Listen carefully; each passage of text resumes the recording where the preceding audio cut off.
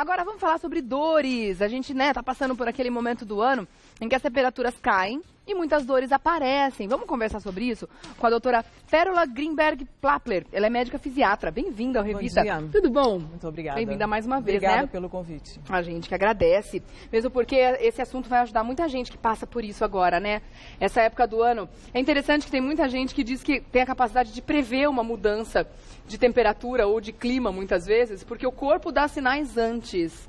O que acontece nesses casos, doutora? É verdade, né? A gente antes não acreditava muito nisso. Não existem estudos assim muito bem feitos a respeito disso.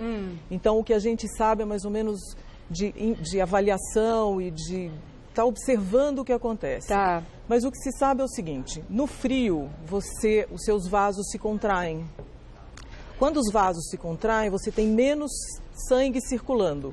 E o sangue aquece as articulações, ele aquece o sangue. Quando isso não acontece, você começa realmente a ter uma contração maior dessa musculatura e isso realmente pode ser causa de dor. O que é interessante é que, em geral, você não tem, as pessoas que não têm alguma doença crônica, algum problema maior, acabam não tendo. Isso acontece em pessoas que têm mais sensibilidade por alguma razão. Não é todo mundo que tem isso. Tá. O fato da gente já se contrair naturalmente no inverno, porque o que acontece quando tá frio? A gente cruza o braço, a gente fica mais encolhidinho, a gente fica mais parado. Tudo isso também pode ser um fator de agravamento das dores crônicas? Com certeza. Essas são as principais causas. Você vai ficando mais tenso, a musculatura vai ficando realmente mais comprimida, as articulações vão ficando com menos movimento.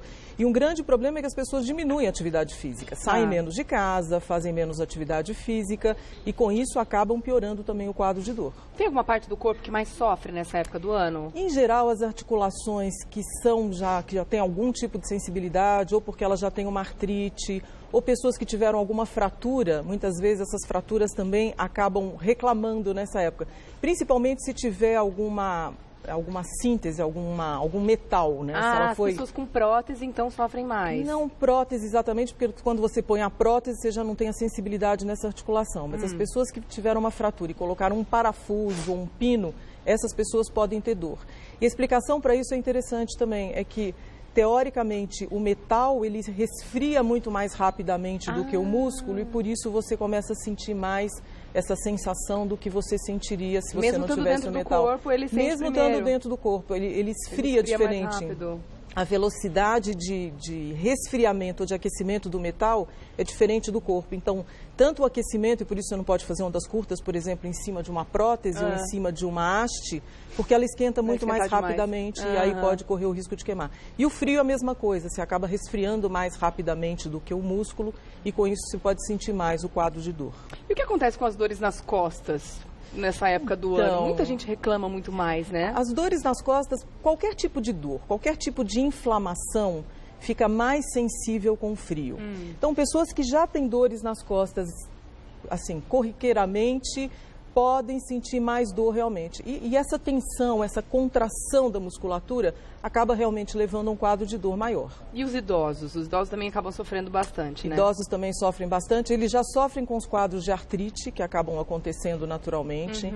As pessoas que já tiveram mais fraturas ou que tiveram, por exemplo, quem tem osteoporose, acaba tendo muito mais fraturas de vértebra, por exemplo. Acabam ficando mais curvadas. Essa alteração de postura também pode ser uma origem de dor que acaba piorando sem dúvida nenhuma com o frio. Tá. Você trouxe uma maquete que mostra justamente as articulações, né? Para as pessoas que já têm uma perda, né, dessa cartilagem, essas pessoas sofrem muito, né, no inverno. Olha, a gente pode mostrar aqui. Vamos dar isso. Dar um close aqui. Então, essa daqui é uma articulação normal, em que você está vendo que a cartilagem está toda azulzinha, bonitinha. A gente começa a ter uma degeneração pequena da cartilagem, então essa daqui, por exemplo, já está mais diminuída. Só para a gente entender direitinho, a cartilagem é essa parte azul ou essa coisinha do meio? A cartilagem é a parte azul. Azul. E essa coisinha do meio? Essa coisinha do meio a coisinha do meio que a gente, né? Que quem eu leigo não sabe. Essa coisinha do meio em cinza são os ligamentos e são os meniscos. São os ligamentos, isso. Que são importantíssimos para dar um equilíbrio dentro da articulação, para dar uma estabilidade dessa articulação. A cartilagem, ela começa a degenerar e a gente está vendo aqui que ela está ficando mais gasta. Ela chega num ponto tal em que desaparece a cartilagem e o osso começa a ficar muito mais exposto e acaba raspando o osso com o osso, isso é extremamente dolorido. Tá, realmente é uma questão a prestar atenção agora nessa época do ano, principalmente com relação à automedicação. Muita gente vai sentir essas dores, né, mas cronicamente por causa do frio e vão recorrer àquele remedinho, aquele anti-inflamatório, eu tomo sempre isso aqui, né, sempre que dá essa dor, ou esse analgésico. Isso pode ser muito arriscado, né, doutora? Olha, é arriscado. A gente fazer uso de medicação sem indicação médica não é adequado nunca.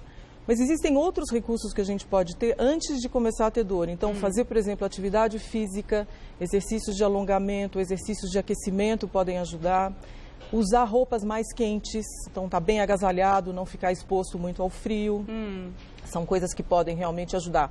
Fazer uso de tomar banhos quentes, ou se expor, se deixar um lugar mais aquecido, isso também ajuda. A gente em São Paulo não tem muito essa facilidade de ter aquecimento nos lugares, mas isso ajudaria bastante. É duro isso, né? A gente tem frio, né? A gente tem frios, momentos de frio intenso, né? Principalmente quem mora em São Paulo, regiões de serra, mas a gente não está preparado para isso, né? Não, de jeito nenhum. Por isso que a gente acaba sofrendo muito mais, né, doutora? É engraçado, né, que aqui no Brasil a gente muitas vezes sofre mais de frio do que em países onde realmente você tem neve, porque lá eles têm estrutura para isso. É verdade. Mas as pessoas que moram em lugares muito frios, onde neva, por exemplo, eles têm algumas orientações que a gente não precisa ter aqui, mas cuidado para não andar na neve, cuidado com a maneira como você está se calçando, você tem que colocar um sapato mais, que seja mais aquecido, usar meias, usar casacos, usar cachecol, coisas que aqui muitas vezes a gente não tem necessidade, porque o nosso frio nem sempre é tão intenso. Mas no frio mais intenso, sem dúvida, que usar roupas bem agasalhadas, bem quentes, ajuda bastante. E ainda falando em aquecimento, as pessoas que vão fazer exercício físico têm que tomar um cuidado enorme, não só na preparação para esse exercício, que seria um aquecimento, como também no tipo de assistência. Porque se ela já tem uma dor, que muitas vezes pode ser crônica, ela pode agravar se ela fizer o exercício mal feito. Exatamente. Né? Fazer o exercício com uma orientação adequada é fundamental. Antes de fazer exercícios de alongamento, por exemplo, o ideal é você fazer um pequeno aquecimento. Então, aquece um pouquinho, depois você faz os exercícios, você vai ter muito mais flexibilidade do músculo e muito menos chances de se lesar. Tá. Então, isso também é importante. E saber que tipo de exercício você faz. Se você tiver, por exemplo, uma artrite nas articulações, você não vai ficar fazendo exercícios de impacto que acabam batendo mais um osso com o outro. Então, você vai fazer muito mais exercícios resistidos, que são exercícios de musculação, fazer alongamento, e muito cuidado com os alongamentos. O alongamento tem que ir até o limite da pessoa, isso de alguém chegar a empurrar pode acabar lesando, pode machucar. Então, muito cuidado com a maneira como faz a atividade física, mas sem dúvida que fazer exercícios ajuda muito. Tá certo. Gente, se você tiver alguma dúvida com relação a essas dores de inverno, as dores crônicas, aproveita que a doutora está aqui no estúdio com a gente, tá bom? Estou abrindo para as perguntas agora aqui com a Márcia, que já tem uma pergunta interessante aqui. Ela tem pólio nos membros inferiores e sente dor pelo corpo todo. Qual o melhor tipo de exercício para ela? Quem tem poliomielite tem uma diminuição muito grande da força, então a musculatura está muito mais atrofiada. E depois de alguns anos a gente sabe que existe um outro problema, que é a síndrome pós-pólio, que acaba piorando de novo o quadro de dor dessas pessoas.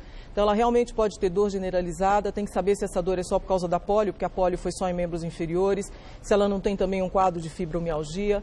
Mas fazer exercícios, o que ela consegue fazer de fortalecimento, flexão e extensão de pernas, toda a movimentação das articulações deve ser feita, o exercício resistido com um pouco de carga naquilo que ela consegue fazer, fazer caminhada se ela conseguir, mas sem sobrecarga, ela não deve sentir dor para fazer os exercícios. Tá, então tomar cuidado com isso e no seu limite, né? No limite dela. Mesmo porque o corpo da gente fala muito, né? Eu acho que a gente tem que ouvir exatamente isso. A gente tem que aprender a ouvir o corpo que ele está nos dizendo, porque ele realmente nos diz bastante. É verdade, tá certo. Você comentou da artrite, né, fibromialgia. Existem algumas doenças pré-existentes em que a pessoa tem mais facilidade de sentir mais dores durante o inverno? Quais seriam elas? Todas as doenças inflamatórias podem acontecer isso. Por exemplo, a artrite é um dos problemas. A artrite é o desgaste dessa cartilagem, com isso você tem menos proteção, os ossos começam a raspar.